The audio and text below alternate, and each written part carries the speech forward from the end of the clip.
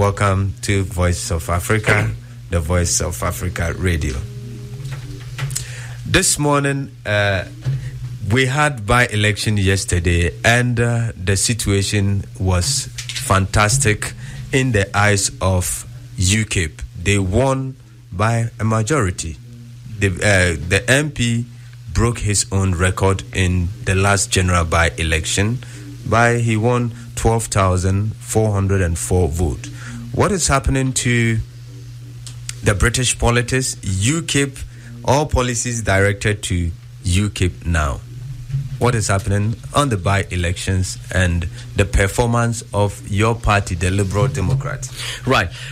It's not just something that's been happening now. It's been for a long time that the British voter is fed up of tribal politics, of party politics, of there being hardly... You could put a thin paper between the policies of the Labour Party and the Tories. Let's remember, when Margaret Thatcher was asked what was her legacy, she said Tony Blair. So that explains everything. So the British public's fed up. So now they... And really, they've become intelligent now. They're holding them to account. Sometimes they're voting for Liberal Democrat, sometimes for UKIP, which are the opposites to one another. But what it showed, the Labour and the Tories, is don't take the British vote for granted. Don't work for your tribal politics. Work for the people of Britain. That's what you're elected for, not for your crony unions or your big bankers. Victoria? It's really a shame coming from him that the British voters, I think they know what happened. The coalition with Tories has brought this upon us. Why? Because people are fed up. And they are fed up of what is happening. They are fed up on education. They are fed up on NHS. They're fed up of what is happening to their purse.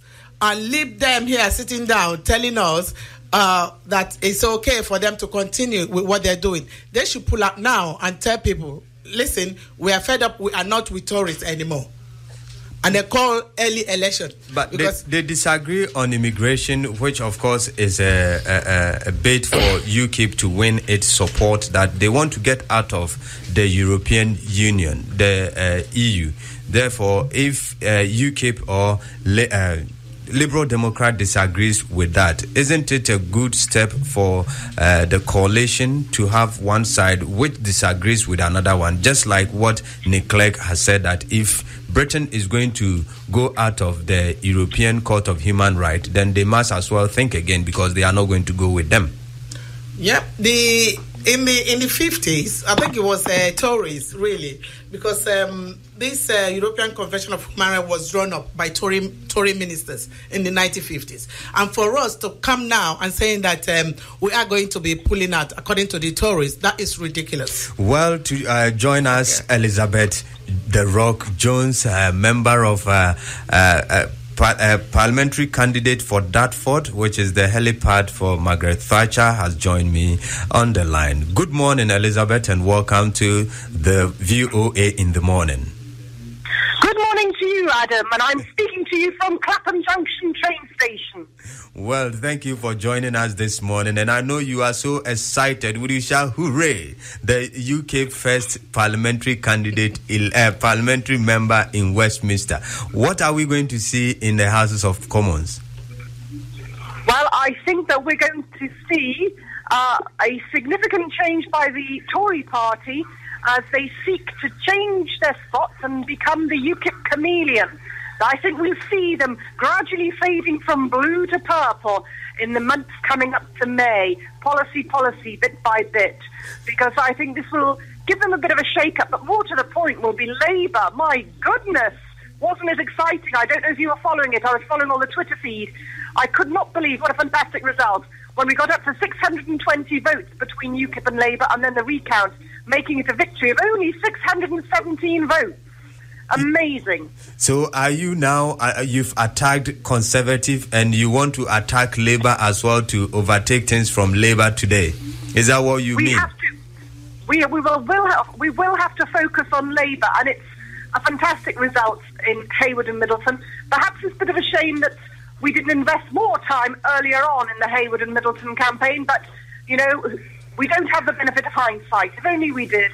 Let's rejoice in, well, fantastic Elizabeth, what is necessitating all this political change in Britain today? Is it your immigration policy or is it your European policy? Because UKIP hasn't put up any economic policy out there that is telling the British public that if you vote UKIP into government, they are going to do A and Z to you as far as economy is concerned.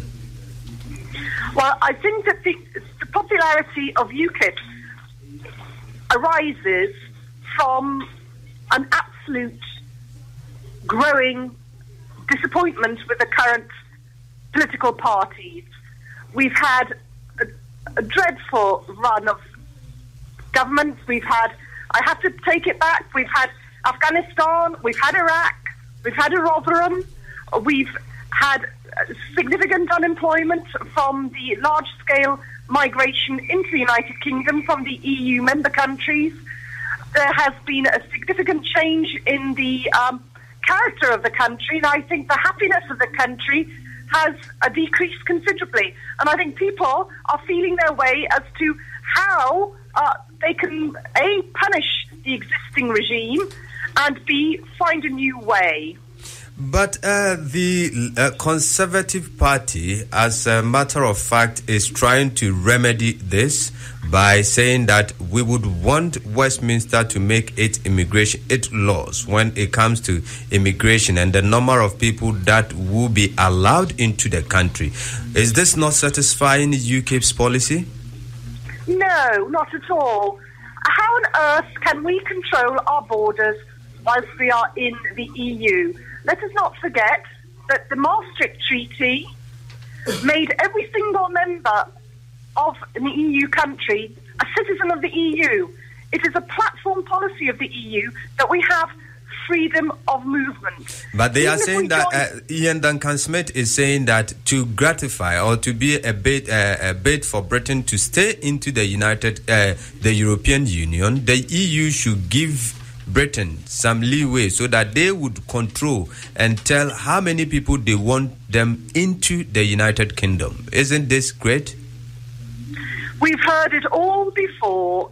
Let me just remind you that in February of this year, Viviane Reding, and she's an EU commissioner, she knows damn sight more about the machinery of the EU than Ian Duncan Smith, made it quite clear that there will be no devolvement of powers. She made that crystal clear. And you can't. The structure of the EU is that you can't do this. And I think that it's misleading of the Tories to suggest that this is a possibility. And let's not forget how many times the Tories have offered an EU referendum in the past. In fact, it was one of Cameron's campaign policies. The minute he got in, forgot about it. Then we had the private members bill, which came from the Nicky Sinclair petition. Oh, he voted against that. And then we had the EU referendum bill from James Wharton. Lo and behold, the House of Lords thwarted that. No one believes them anymore. We've had enough. Just more lies to keep in power. Well, the Conservative chair, Sharp, Mr. Sharp, has stated that winning of Clacton by-election is a wake-up call to Conservative. And I think Labour as well should also think of it and do something to stop UKIP winning the Dartford seat. Do you think that Conservative and Labour, both parties, can stop you winning your constituency? I think the constituency win will be entirely in the hands of the mood of the nation at that time in May. Labour is, I say, completely out of touch. It's very dated. It's very 60s hippie political correctness, multiculturalism. These are dead. These do not attract the electorate. That era is over. We're moving into a sea change now. I'm sure that Labour and Conservatives will throw the kitchen sink at their marginal seats. But as you've seen in Hayward and Middleton, they made all the effort in the world, may not reap the victory they seek. The changes, we're going through change. Things are happening. It's like the fall of the Berlin Wall. Is this a fight on multiculturalism? Is that what you meant? No, it's partly that, but I mean, it's how you define multiculturalism. It's also about the issue of political correctness. about, as I say, supporting a border-free, having the idea of no borders, the idea of that every culture is equally successful, that every culture is equally relevant in the 21st century as we're moving toward the the IT age, where we have extreme freedom of information. All right. So, they're behind the beat. I think the major parties now are behind the bell curve. They're out of fashion. Well, Faiz is here. Hold on. Faiz, is this a fight on multiculturalism, as I asked Elizabeth, their policy, winning them vote? Are you also going to go against multiculturalism? Right, first of all, can I congratulate the UK party? I mean, obviously, we're all opposites to our policies, but where due respect is, it should be due respect, not only here, but against, yes. And really, it goes earlier to what I was saying about the British public being fed up with what's called tribal politics.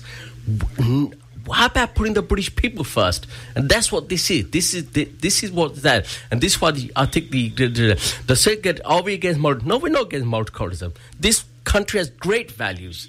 Multiculturalism have brought great values together. Look at our NHS, our transport, how much difference the immigrants have made. UKIP will tell you that the NHS is under strain because of the amount of foreign people. Absolute rubbish. The NHS is what it is because of the foreign people. So if because of the foreign people, why are the foreigners not voting and proving UKIP wrong, Victoria Obasi? Probably they're fed up of what is going on. So there is I don't care voters that is causing all these problems. And I will urge everybody, don't sit down and say you don't care. You have to come out and support the party that you think will be favorable to you. Because UKIP is kind of like the national, the extremist parties. It's just another name for them, because you can if they can agree that diversity makes Britain stronger. Diversity makes Britain stronger, because with all this immigration problem that they are causing, it's not really from the ethnic minority or anybody else. Okay, majority of the minority people work very hard. They work very hard. They contribute to the taxpayers that they're giving them welfare benefit. They contribute a lot in NHS. They contribute a lot in the transport system. The infrastructure in this country was done by people that come from abroad. People that come from Africa, Caribbeans, all of them.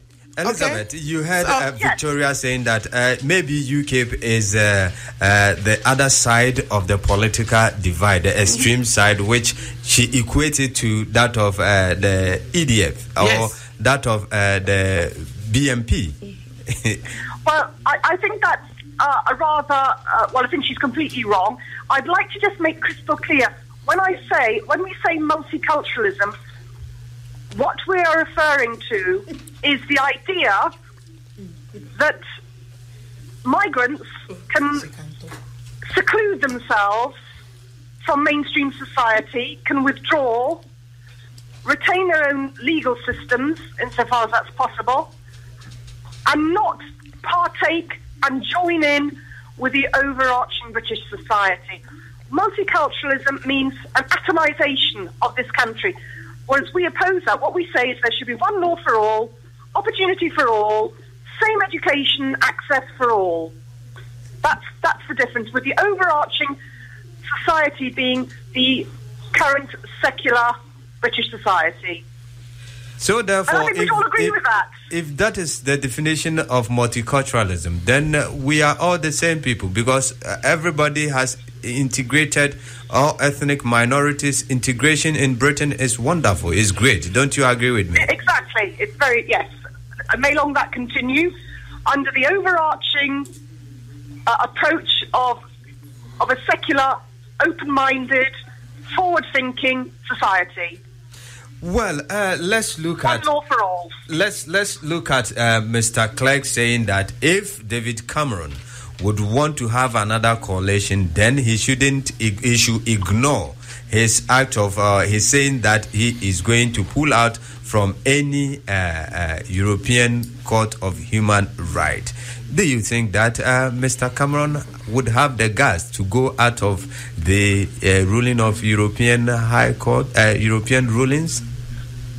Do I think I don't think that he is able to actually withdraw from the European Court of Justice and the European Court of Human Rights. I don't think that's possible whilst we have ongoing EU membership. I understand that that's one of the platform policies. So what he's saying, I think, is misleading, and he needs to check the law of that. I think it might have been the Maastricht Treaty, but it was certainly it came from the European Communities Act in 1972, that we are subject to acquis communautaire. Basically, we are subservient to the EU laws. I do not believe for one moment that David Cameron will do that. I do not believe for one moment that David Cameron is actually legally capable of doing that. However, that said, it was very interesting to see the response of the law lords to the Jeremy Bamber European Court of Human Justice ruling, whereby the European Court of Human Justice said that there can be no life sentence without a parole break. And if you remember, the killers of Lee Rigby had their sentencing adjourned whilst the British law lords had to decide whether to accept that or not. And the British law lords, to their credit, said, no, we don't accept that. We believe that this crime is of such severity, life means life. Well, so I think perhaps we may be safe in the hands of the law lords, but I certainly don't feel safe in the hands of David Cameron. Well, Fad, now that Conservative, the UKIP is saying that if any attempt made by the Conservative, your coalition partners, in regards to the European Court of Justice, then they must reconsider their decision or you pull out. Do you believe that if Mr. Cameron says, yes, today we've agreed some terms that all laws and justices will be dispensed in England, ignoring that of the Brussels, would you walk out of the coalition? First of all, I'm not Nick Clegg, so I can't speak for him. First of all, we need to understand this. And I'm going to correct Victoria if she doesn't mind. It wasn't brought by conservative ministers. It was actually brought in the idea by Winston Churchill. So the Conservative Tory party, Winston Churchill, one of the great leaders they look up to, is actually the one who brought in. So as you had the colours of the Tories and the Labour Party are changing if they need to dilute the voter. What David Cameron's actually saying to every citizen of Great Britain is that you will have no rights. There is no act in law in Britain that gives any rights to any British citizen. So if you take this away, you're not taking anything away from the Liberal Party. You're taking everything away from every citizen of this country. You will have no rights whatsoever because there is nothing written in law that protects the citizen of Britain. This isn't a fight for the Liberal Party. This is a fight for common sense to protect democracy in this country. Before I go to Elizabeth, Victoria, how do you think that Britain, under this straitjacket being worn in the European Union, can Mr. Cameron said today that we want to negotiate for this justice, that Britain should dispense justice in the shores of Britain but not follow Brussels? I think abandoning the European Convention on Human Rights will undermine human rights here in the UK and weaken our ability to lecture other countries, about human rights laws. So we cannot be here telling we are going to leave human rights laws and then going to Afghanistan and other areas where there's war and then telling them that what they're doing is wrong. We won't be able to do that. Elizabeth, do we undermine human rights when we leave European Human Rights Court of Justice?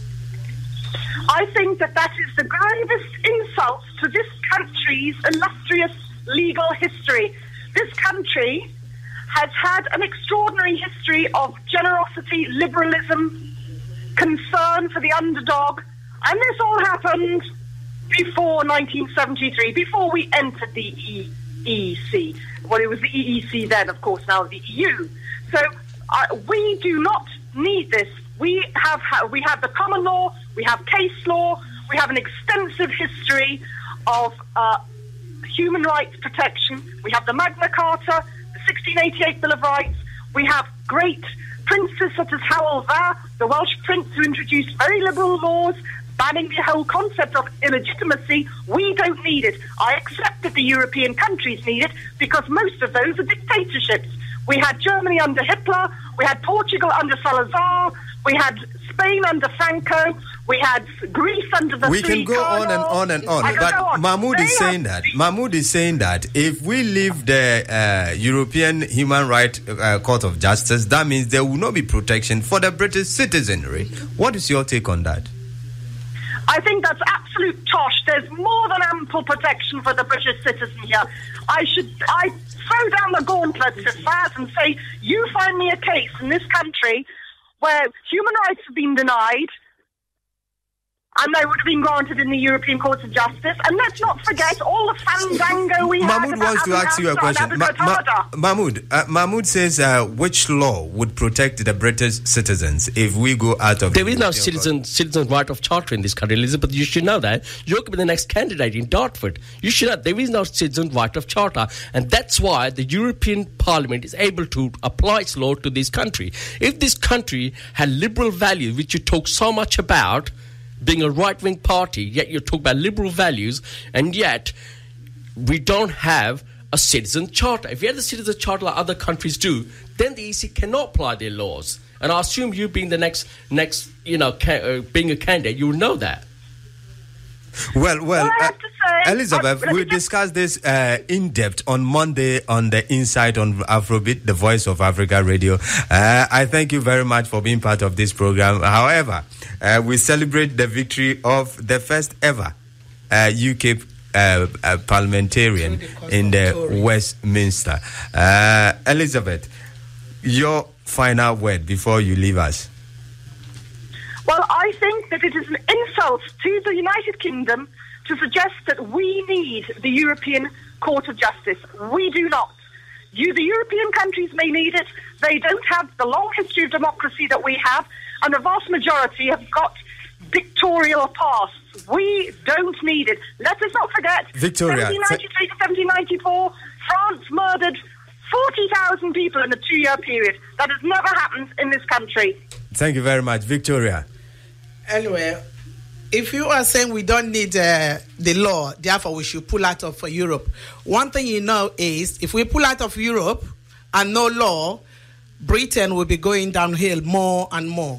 Therefore, you keep winning seats on the expense of Tories. It's really ridiculous. I think people should wake up now and support the party that will work for them, that will fight for them, which is Labour Party. Well, Mahmoud, before we go for the news at 8, this is it. We'll come back again. I thank you very much, Elizabeth, for your time with us on Afrobeat, the Voice of Africa Radio. Do stay tuned and don't go away.